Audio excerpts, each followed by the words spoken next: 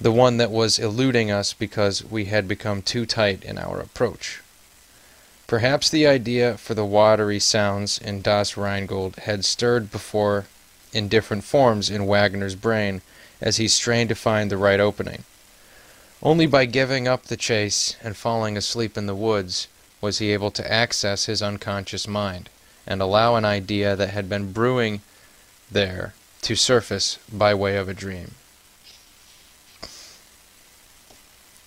The key is to be aware of this process, and to encourage yourself to go as far as you can with your doubts, your reworkings, and your strained efforts, knowing the value and purpose of the frustration and the creative blocks you are facing. Think of yourself as your own Zen master. Such masters would often beat their pupils and deliberately lead them to points of maximum doubt and inner tension, knowing such moments would often precede enlightenment. Among the thousands of stories of great insights and discoveries, perhaps the strangest one of all is that Évariste Galois,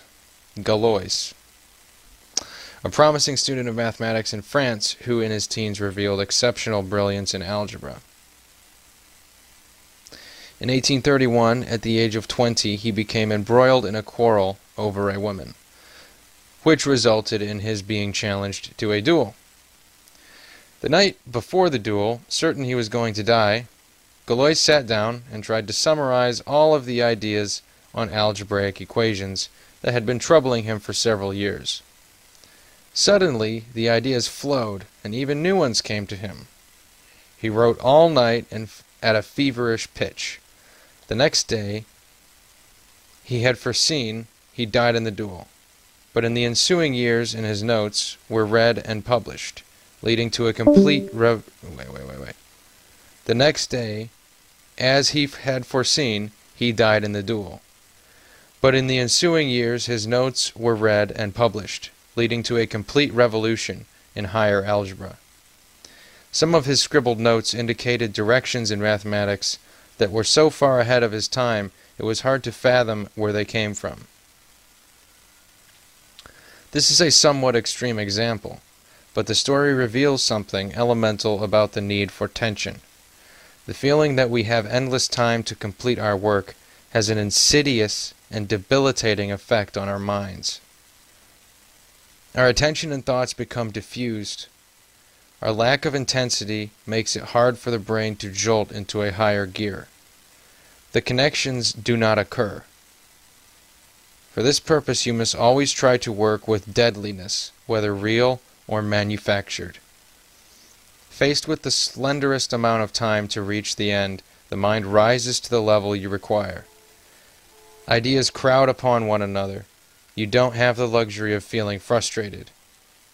Every day represents an intense challenge. Every morning you wake up with original ideas and associations to push you along. If you don't have such deadliness, manufacture them for yourself. If you don't have such deadlines, manufacture them for yourself. The inventor Thomas Edison understood how much better he worked under pressure. He would deliberately talk to the press about an idea before it was ready.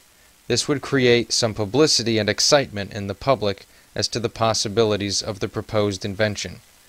If he dropped the ball or let too much time pass, his reputation would suffer, and so his mind would spark into higher gear. And he would make it happen. In such cases, your mind is like the army that is now backed up against the sea or a mountain and cannot retreat.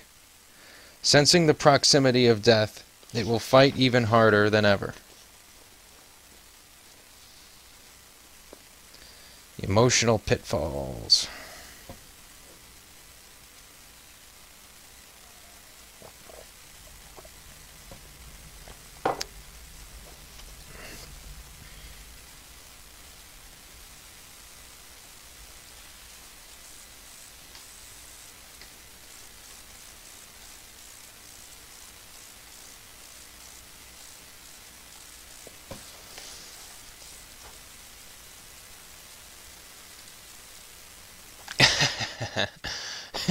Thank you.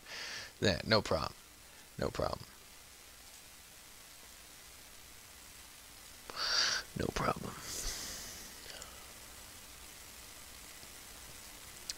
When we arrive at the creative active phase in our career, we are confronted by new challenges that are not simply mental or intellectual. The work is more demanding. We are on our own, and the stakes are higher. Our work is now more public and highly scrutinized. We might have the most brilliant ideas and a mind capable of handling the greatest intellectual challenges, but if we are not careful, we will tumble into emotional pitfalls. We will grow insecure, overly anxious about people's opinions, or excessively self-confident. Or we will become bored and lose taste for the hard work that is always necessary. Once we fall into these traps, it is hard to extricate ourselves. We lose the necessary perspective to see where we had gone wrong, or where we have gone wrong. Better to be aware of these pitfalls in advance and never step into them. The following are the 6 most common pitfalls that threaten us along the way. Complacency. In childhood, the world seemed like an enchanted place. Everything that we encountered had an intensity to it and sparked feelings of wonder. Now, from our mature viewpoint, we see this wonderment as naive, a quaint quality that we have outgrown, or our sophistication and vast experience of the world. With our sophistication and vast experience of the world. Such words as enchantment or wonder cause us to snicker. But imagine for an instant that the opposite is the case. The fact that life began on its own so many billions of years ago, the conscious species such as ours ever came about and evolved into our present form, that we have visited the moon and come to understand vital laws of physics, and so on, all of this should continually fill us with awe. Our skeptical, cynical attitudes can actually cut us off from so many interesting questions and from reality itself. After we pass through a rigorous apprenticeship and begin to flex our creative muscles, we cannot help but feel satisfaction in what we have learned and how far we have progressed. We naturally begin to take for granted certain ideas we have learned and developed. Slowly, we stop asking the same kinds of questions that plagued us early on. We already know the answers. We feel ever so superior. Unknown to ourselves, the mind slowly narrows and tightens as complacency creeps into the soul. And although we may have achieved public acclaim for our past work, we stifle our own creativity and never get it back.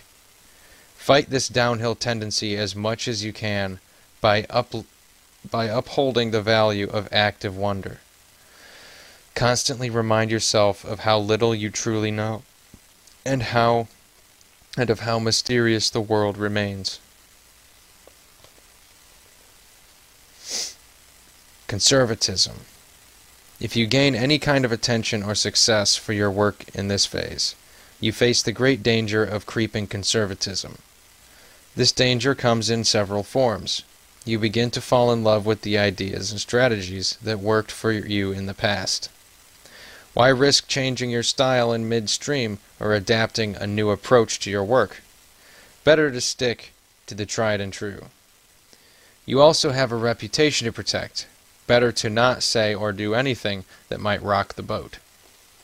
But you become subtly addicted to the material comforts you have acquired, and before you know it, you uphold ideas that you think you believe in, but you really are tied to your need to please the audience or your sponsor or whomever. Creativity is by its nature an act of boldness and rebellion. You are not accepting the status quo or conventional wisdom. You are playing with the very rules you have learned, experimenting and testing the boundaries. The world is dying for bolder ideas, for people who are not afraid to speculate and investigate. Creeping conservatism will narrow your searches